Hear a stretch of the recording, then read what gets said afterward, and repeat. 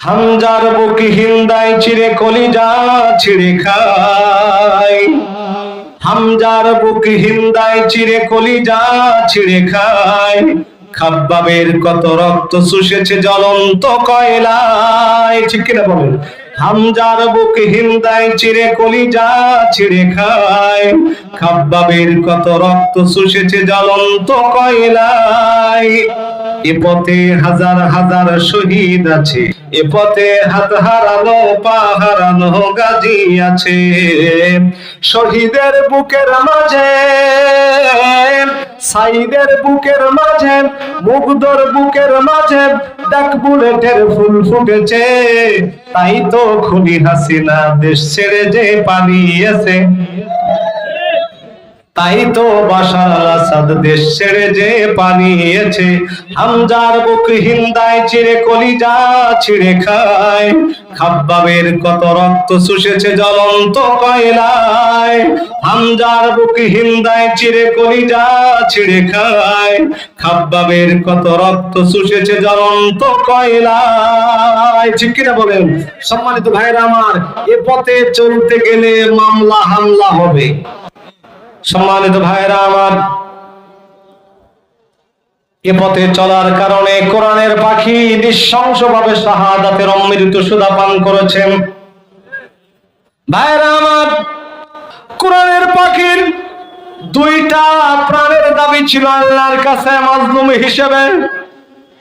এক নাম্বার দাবি হলো, আল্লাহ তুমি আমাকে কোরআনের ময়দানে ফিরায় দাও।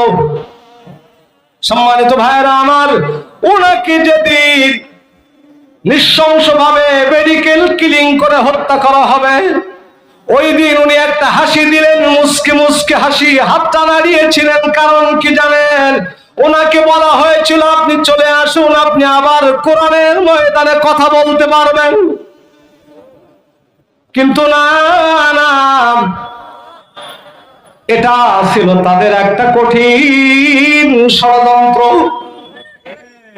সম্মানিত ভাইরা আমার, দুই নাম্বার আল্লাহর কাছে মাজলুম হিসেবে দোয়া করেছেন, আল্লাহ আমার শাহাদাতের বিনিময় যদি হয়, তুমি বাংলার জমিনটাকে কোরআনের জমিন হিসেবে কবুল করে নাও।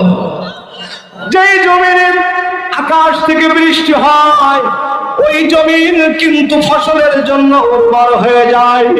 যেই জমিনে নায়েবে রাসূলদের রক্ত ঝরে, ওই জমিন কিন্তু আল্লাহর কোরআন প্রতিষ্ঠার জন্য দুর্জয় ঘাটিতে পরিণত হয়ে যায়।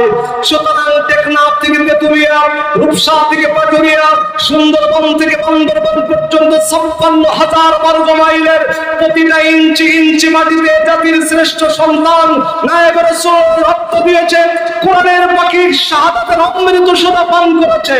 টুডে অর টুমরো, আজ হোক কাল হোক, বাংলার জমিন কোরআনের জমিনে পরিণত হবেই হবে। পৃথিবীর কোন শক্তি আর কোরআনের বিজয়কে ঠেকাতে পারবে না, পারবে না, পারবে না। কথা বলেন ঠিক কিনা? সম্মানিত ভাইরা আমার,